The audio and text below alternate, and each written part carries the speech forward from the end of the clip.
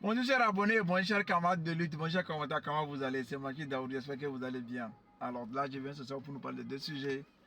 Le premier sujet, je voulais parler d'un magistrat qui est major de sa promotion. Un magistrat décrié par la presse. Un magistrat qui ne connaît pas le b.a.-ba du droit pénal. Comment a-t-il été major de sa promotion? Deuxième volet, je reviens sur l'article 37 du Code de procédure pénale togolais, qui parle de la compétence du procureur de la République. Alors, sans tarder, parlons de ce magistrat. Ce magistrat ne connaît pas qu'est-ce que c'est qu'un acte administratif, qu'est-ce que c'est qu'un contrat du droit privé. Il va poursuivre quelqu'un interprétant un contrat de droit privé en évoquant l'article 5 du Code pénal togolais qui dit que le juge répressif a le pouvoir d'interpréter les actes administratifs, réglementaires et individuels qui n'ont rien à voir avec un contrat privé. Premier cours du droit administratif que M. Pedro nous a donné à Iris, qui était clair. Parfois on se demande les gens fréquentaient où. Maintenant, ce même monsieur, l'article 5 du Code de procédure pénale togolais lui pose problème d'interprétation.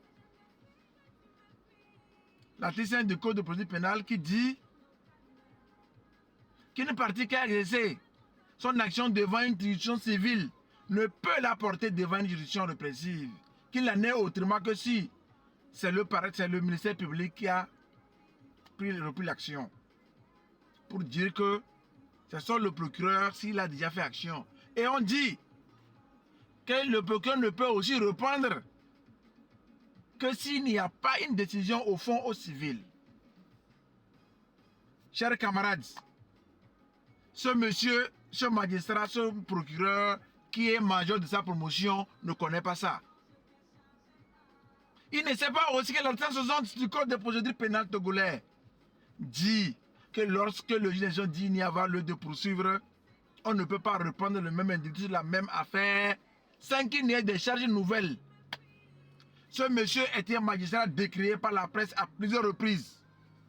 Ce monsieur était un magistrat qui a libéré un blanc qui avait violé une fille de 8 ans. Et le blanc est parti sans qu'il n'y ait... On l'a laissé son passeport.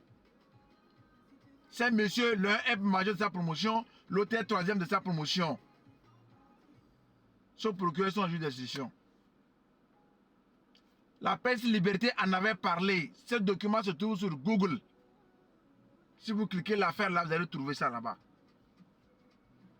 Comment pouvez-vous comprendre que ce monsieur est major, ces gens-là ont eu cette promotion? Le monsieur est major de sa promotion, l'autre est troisième de sa promotion. Comment est-ce que ça peut être possible? Troisième ou en tout cas il est les premiers. Mais l'autre est carrément le premier de sa promotion. Comment ça peut être possible? Sur quelle base il a été noté?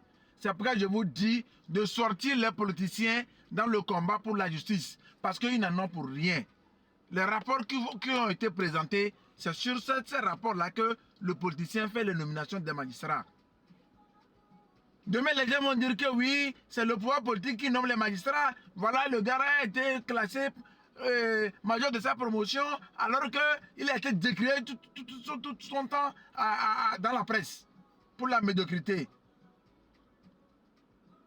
Ce n'est pas le politique. Il y a un rapport qui est allé. Le PG qui l'a noté doit se justifier. Mais on sait aussi sans doute pourquoi le PG a pu faire ça. On va revenir sur ce dossier-là. Mais le problème, pourquoi je dénonce ça? Ça va frustrer ses camarades de promotion. Et ils savent que le monsieur a été tout le temps décrié.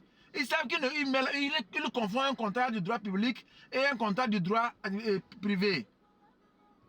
Et on sait qu'il ne connaît pas que c'est l'injonction de payer. Puisque l'injonction de payer est une décision au fond, il ne peut pas répondre à la personne à qui il y a une injonction de payer. Il ne sait même pas qu'est-ce que c'est qu'un contrat commercial.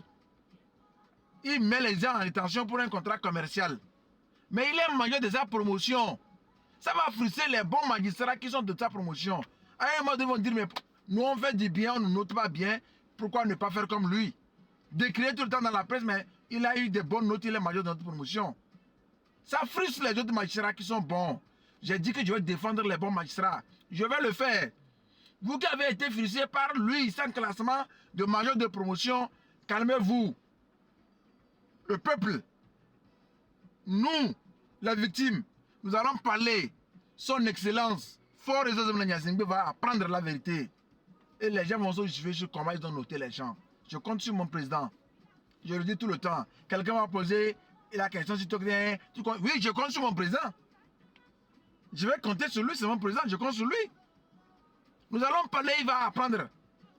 Prochainement, en faisant vos rapports sur vos machins pour qu'on les nomme là. Faites des bons rapports. Sinon, on va encore dénoncer. Alors, quelqu'un qui a mal travaillé, notez le mal. Ça, c'est une notation par affinité. Quelqu'un qui a été décrié tout le temps dans la presse, comment il peut se trouver major de sa promotion? Avec ce que j'ai essayé qui ne maîtrise pas là. C'est le b.a.-ba de la procédure pénale, du droit pénal. C'est les premiers éléments du droit pénal. Il est censé les maîtriser. Qui verra? Alors, je reviens sur l'article 37 du Code de procédure pénale qui parle de la compétence. Précisément, je vais parler du lieu d'arrestation. Il y a eu un débat dessus. Ça, je ne veux pas manquer de respect à celui avec qui j'ai discuté. D'abord, c'est un grand frère et puis lui, il est professionnel. Mais j'ai discuté avec beaucoup de professionnels. Avant de discuter avec lui, j'ai eu aussi à faire mes recherches de jurisprudence. Mais il faut comprendre que lui, il dit que s'il a appris d'une infraction, que vous êtes dans sa zone, il a le droit de vous arrêter. Même si vous êtes de passage et que vous n'êtes pas en fuite. Il dit que s'il est informé seulement. Alors, la question que je posais est celle-là. Si vous êtes informé qu'il y a une infraction commise dans le ressort de votre collègue procureur, vous allez vous taire, guettant que la personne vienne vers vous pour l'arrêter si vous n'avez pas d'intérêt. Vous ne pouvez pas appeler votre collègue pour dire que j'ai appris qu'il y a une infraction qui a été commise dans votre ressort. Mais c'est ça, ça exprime que vous avez un intérêt que vous protégez. C'est cet intérêt que nous dénonçons. La protection des intérêts, pas des matières que nous dénonçons. Donc ça veut dire que c'est impossible. Là où l'infraction est commise, s'il y a un mandat de recherche qui a été lancé, et que le monsieur se retrouve dans une zone, et là aussi il faudra qu'il justifie qu'il n'est pas en fuite, qu'il était allé pour un rendez-vous, et qu'il devait retourner. Sinon si on l'arrête, et qu'il n'y a pas un mandat lancé contre lui, ah mais ça veut dire que le procureur qui l'a arrêté là-bas protège un intérêt. Sinon, quand il a appris de l'infraction, il va appeler son collègue qui gère, qui est dans son collègue. Dans le ressort de qui l'infraction a été commise, là, il doit l'informer. Et lui va ouvrir l'action. Il va faire mettre l'action publique en mouvement. Si ça n'a pas été fait, et que vous le guettez, vous le prenez dans votre compétence, vous protégez un intérêt, tout simplement.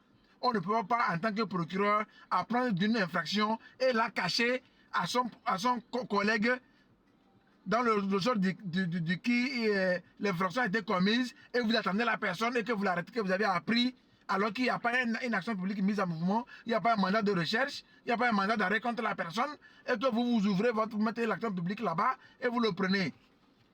Non, c'est pas possible.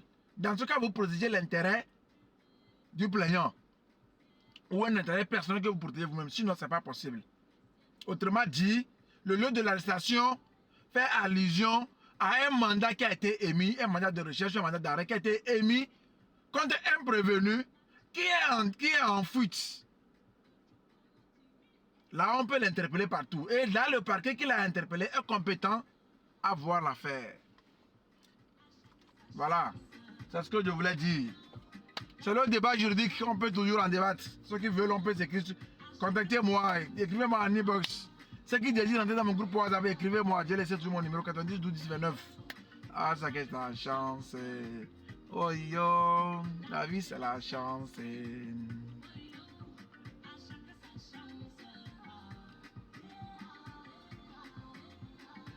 Allez, bonne soirée à tous. C'est douloureux, mais il faut rire avec sa douleur. Je souffre, mais je souris. Allez, bonne chance à tous. Que nos malheurs nous accompagnent dans le bonheur.